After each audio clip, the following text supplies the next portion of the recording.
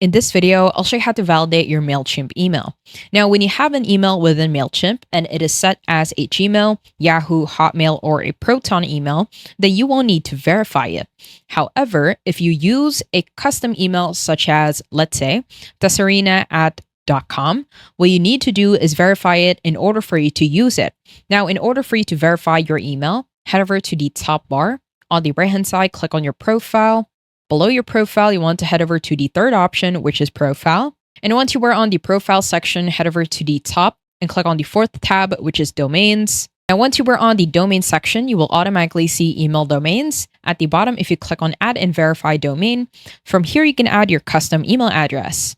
And once you have your email address at the bottom, if you click on send verification email, it will automatically send the email to that exact custom email address in which you have added. And once it sends an email, at the bottom, you need to add or enter the verification code in order for you to verify it. Now, if you want to validate the email address of your audience, on the left-hand side, if you head over to the sixth option, which is audience, and from here, let's say we want to add a contact, and this will be a single contact.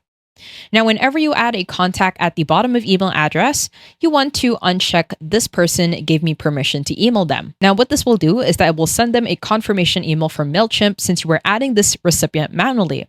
However, if you check on this person gave me permission to email them, it won't send them an email address, therefore it won't validate the email.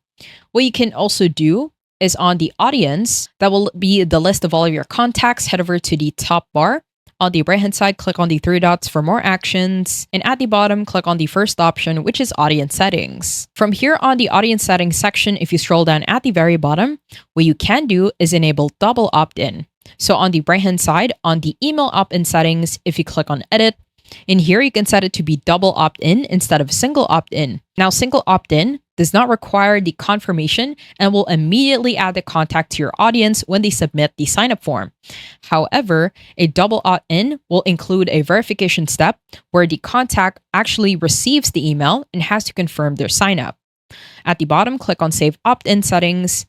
And once you have that on the reCAPTCHA for the double opt-in form, you also want to have this enabled in order for you to validate an email address. I hope you found this tutorial helpful. Please let me know if you have any other questions in the comment section below, and I will try my best to help you out.